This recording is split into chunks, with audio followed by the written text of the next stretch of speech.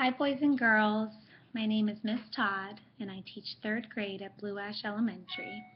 I'm going to read a chapter from Gooseberry Park to you. It is chapter 12, titled Food and Conversation. For the next few days, while Kona and Gwendolyn tried to figure out how to find Stumpy, bags of nacho chips, boxes of after-dinner mints, jars of crunchy peanut butter, and the occasional chocolate bar with almonds kept disappearing mysteriously from the kitchen. Poor Professor Albert. He would stand in front of the refrigerator or in front of the pantry, scratching his head in confusion.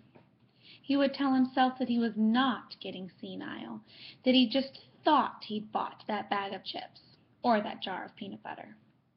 No cans of lima beans or spinach ever disappeared. It was as if some force in the universe wanted Professor Albert to eat only healthy things. And he still couldn't figure out why Kona was so nervous every time they watched Jeopardy! Things certainly had seemed odd since that ice storm. But Professor Albert's problems were nothing compared to Kona's. The dog was constantly going through the house, picking up empty potato chip bags or candy wrappers. If Professor Albert found these, he would surely think that Kona was the one taking his food. And Kona certainly was not the one. "You have to clean up after yourself, Murray," Kona would say to the bat. "Oh, sorry, Kona," Murray would answer, "but I was watching Days of Our Lives through the heat vent, and I was so upset about Daniel and Laura that I forgot those Milky Way wrappers. Daniel is such a rat."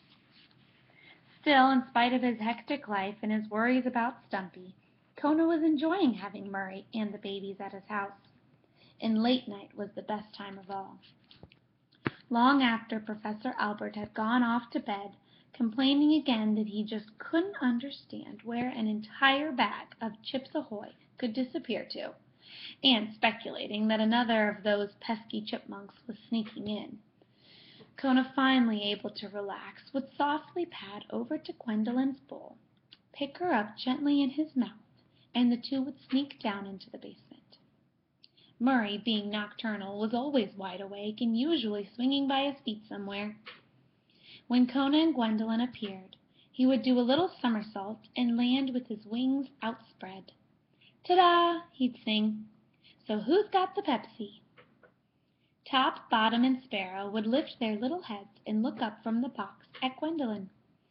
"Oh dear, such pretty babies!" the crab would fuss. "Such chubby little legs! And is that a tooth you have, Mr. Bottom?" Gwendolyn's antenna moved wildly in the air. Kona beamed with joy. He loved the babies, too. Then the friends would all gather in and around the box in the quiet night. Murray told the vampire jokes. "Why do vampires brush their teeth in the morning?" "To fight bat breath." Gwendolyn read everyone's palm, and Kona told them again the story of his icy journey to Gooseberry Park. They all loved to hear it.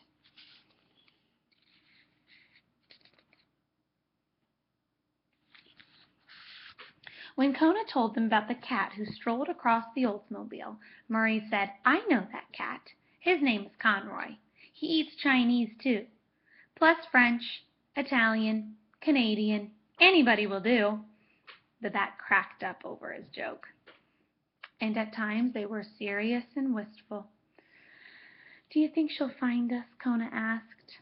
"I'm certain of it, dear," Gwendolyn answered, "and I can feel it in my bones." "You have bones?" Murray asked the crab. "Figure of speech, Murray," said Kona. "Figure of speech." And after an hour or two of good food and conversation, Kona began to yawn. "How can you be sleepy?" Murray asked. "It's only 3 o'clock." "Even I am a bit drowsy," Gwendolyn said, smiling at the bat. "I think it may be due to all of this lovely food you provided." She gestured to the graham crackers, the raisin bread, the banana chips scattered about. "We didn't even get to the pretzels and bean dip yet," said Murray. Kona and Gwendolyn bade their friend good night, kissed the babies, and returned quietly upstairs. Kona eased Gwendolyn down into her bowl, then looked at her through the glass. Each night he said the same thing. "I hope Stumpy finds us." And each night Gwendolyn's answer was the same. "She will." That's the end of chapter 12. I'm looking at chapter 13, and it's titled The Weasel. Looks like we're going to be introduced to another character, and hopefully this character helps us find Stumpy. What do you think? Okay, keep reading, and I hope you enjoy the rest of the book.